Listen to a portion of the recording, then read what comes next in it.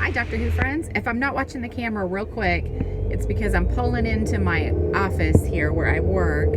And so I'm driving at very low speed, so don't be panicked about me. But I'm getting ready to pull in here, and then I want to talk to you guys about the new announcement, which is the air date of the first of the new season of Doctor Who. So it's all very exciting. So what I understand, and I know that you guys have probably collectively better knowledge than I do, so I want to make sure I have this right and ask for you guys to help me understand what this new season is going to look like, because you know, the information we get over here in America, a lot of it is dependent on it's different from what you guys get in the UK. Like, our air dates sometimes don't match up, sometimes they do, and depending on how you watch Doctor Who, and I have other videos about how to watch Doctor Who, but mainly over here your options are pretty limited as far as watching it as it's airing, and so the best kind of that we get is if we watch it on BBC America, which is our version of BBC.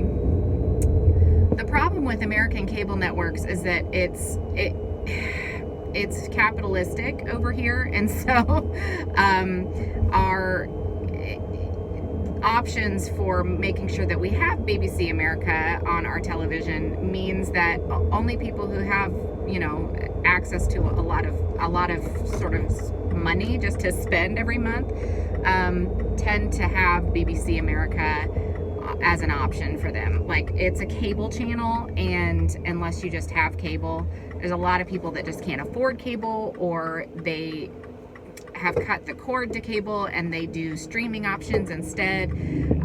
It's just not super easy to do that over here unless you just want to spend a lot of money on a cable package, where you may end up with BBC America, but you may also end up paying a super whole lot of money for a cable package with a lot of extra channels that you may not watch, which is usually the case for us. So, like, we don't have cable because we find it to be a waste of money. My husband, the only thing he ever watches on cable would be like now I'm parked. Okay, so it would be like the NFL, the football stuff.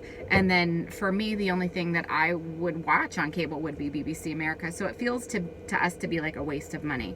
The other thing is that BBC America, the only thing that I would be watching on it would be Doctor Who, but they tend to not play Doctor Who 24/7. Believe it or not, they play a lot of stuff that I just wouldn't watch. And funny enough, a lot of it isn't even like British programming. If it was British programming, that would be great. But it's like, besides the news, you know, the last time I subscribed to cable, it was all day long Star Trek: The Next Generation, and then some Doctor Who. And it's like, well, that's great, but this isn't the Sci-Fi channel, it's the British channel, so where's all the British stuff? But anyway, whatever.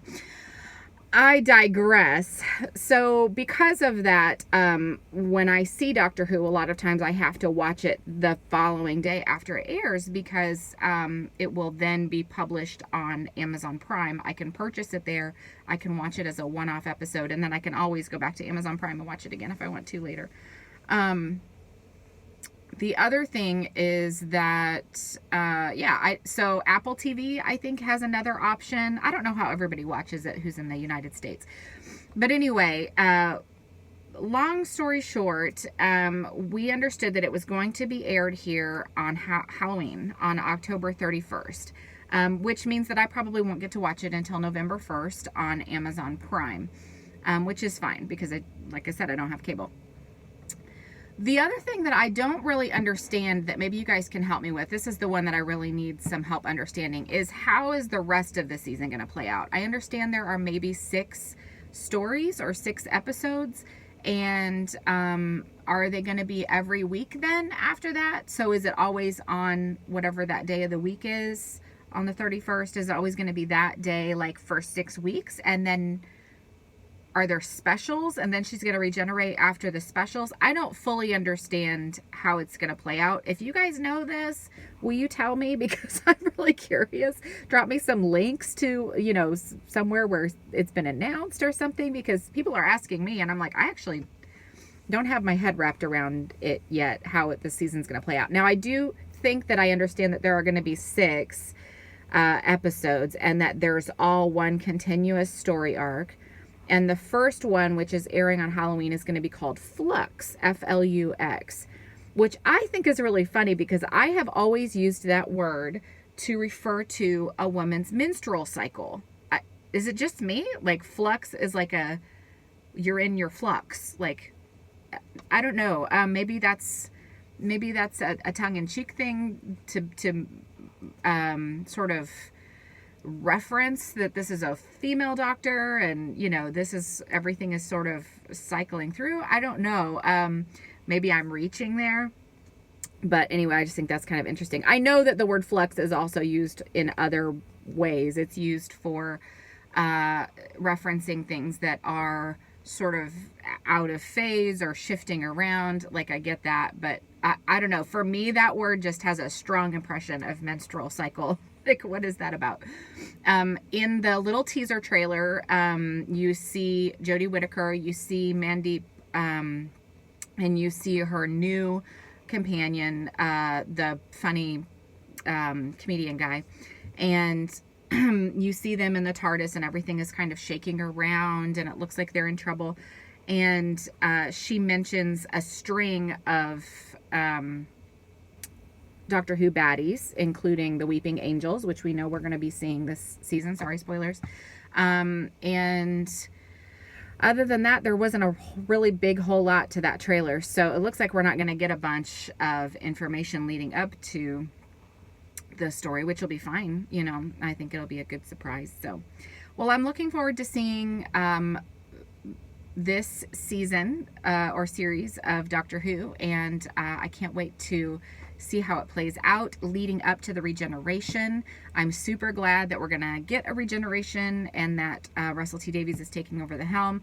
Not to poo-poo anything that Chris Chibnall has done or Jodie Whittaker, but it's just, I think that maybe along with the feelings of 2020 and this COVID stuff, and just, I feel like we're all in a rut and in the muck, and I'm ready to just climb our way out of it however we can and launch ourselves into something new.